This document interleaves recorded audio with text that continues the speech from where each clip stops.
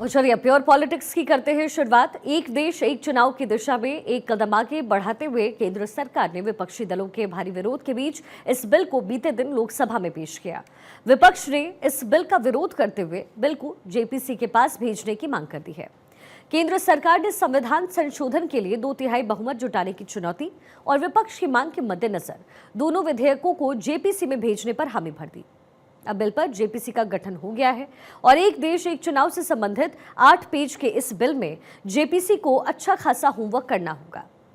संविधान के 3 अनुच्छेद में परिवर्तन करने होंगे और एक नया प्रावधान जोड़ने की पेशकश हुई है। दरअसल अनुच्छेद 82 में नया प्रावधान जोड़कर राष्ट्रपति द्वारा अपॉइंटेड तारीख पर फैसले की बात कही गई है। वन नेशन वन इलेक्शन को लेकर के तैयारी हो रही है।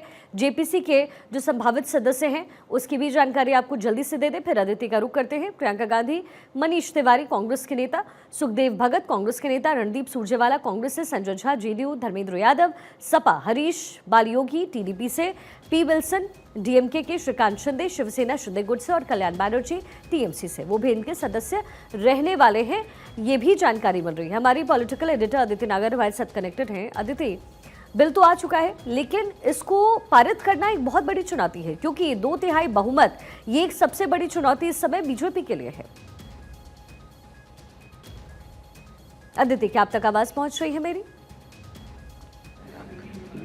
जी शिखा, जी बिल्कुल। मैं कह रही थी अदिति कि अभी ये बिल तो टेबल कर दिया गया है लेकिन बड़ी चुनौती है 2/3 बहुमत को पूरा करना जो कि पूरे एनडीए के लिए है। और सबसे बड़ी बात ये है कि जो खाका तैयार किया जा रहा है उसको कैसे लागू किया जाए, ये भी एक चुनौती सरकार के लिए।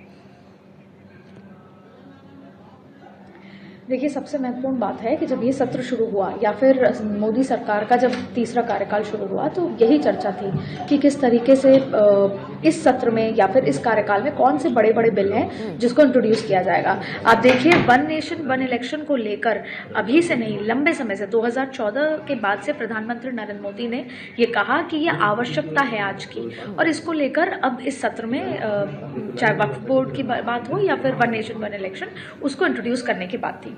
लेकिन सरकार ने जो जो वायदे किए, 370 का जिक्र किया, राम मंदिर का जिक्र किया, वो सब कुछ पूरा हुआ। अब वन नेशन वन इलेक्शन को लेकर तकरार जबरदस्त है। ऐसे में देखिए वन नेशन वन इलेक्शन कल इंट्रोड्यूस भी किया गया, यहाँ तक कि डिवीजन भी उसमें किया गया उसके समर्थन को लेकर। आपने देखा कि किस तरीके से विपक्ष ने क्या कुछ उसमें बयानबाजी करी। अब आप देखिए उस मसले पर यहाँ तक कि जो 5 जिसमें मंत्रियों के भी नाम हैं, क्योंकि व्हिप जारी किया गया था, सांसद अंदर पहुंच नहीं पाए थे, मंत्री पहुंच नहीं पाए थे, उसको लेकर भारतीय जनता पार्टी ने काफ़ी नाराजगी भी व्यक्त की और उस पर कोई एक्शन लेने तक की बात है।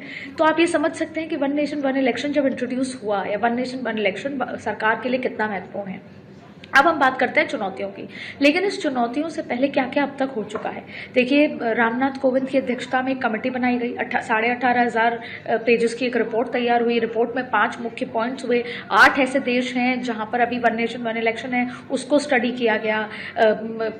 जितने भी एक्सपर्ट्स हैं, इलेक्शन कमीशन से लेकर सबसे एक्सपर्ट राय ली गई और उसके बाद वो कमेटी की रिपोर्ट सौंपी गई।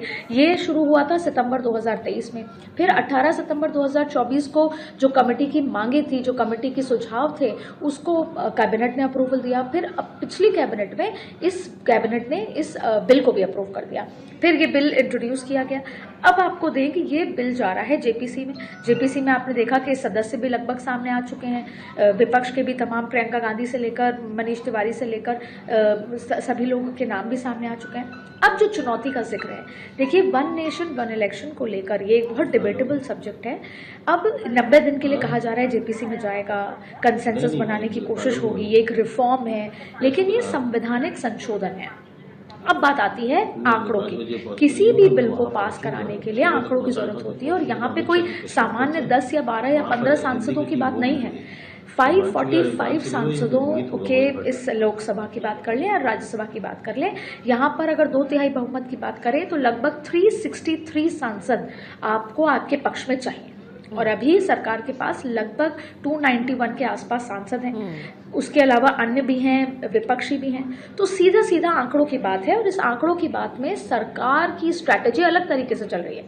आप ये देखिए, अगर हम बॉटम लाइन समझें तो यहाँ पर एनडीए का कुनबा बढ़ाए जाने की कोशिश होगी।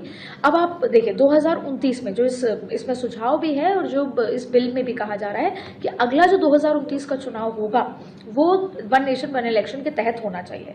लेकिन आप देखें कि देश में 28 राज्य हैं, सिर्फ 8 राज्यों को छोड़ दें जिनके चुनाव 23 के अंत में, 24 की शुरुआत में या 24 के अंत में हुए, जिसमें जैसे कि अगर बात करें अभी जो महाराष्ट्र का चुनाव हुआ, आंध्रा, उड़ीसा, वो सब एक साथ हो सकते हैं। यानी 8 राज्यों के अलावा अगर बाकी 20 राज्यों की बात करें तो ये बड़ा संशोधन होगा, बड़ा बदलाव होगा। कई राज्य ऐसे हैं जिनके सिर्फ 2 या 3 साल ही कार्यकाल रहेगा, कई राज्य ऐसे हैं जिनके 9 से 11 महीने का कार्यकाल बढ़ाना पड़ेगा।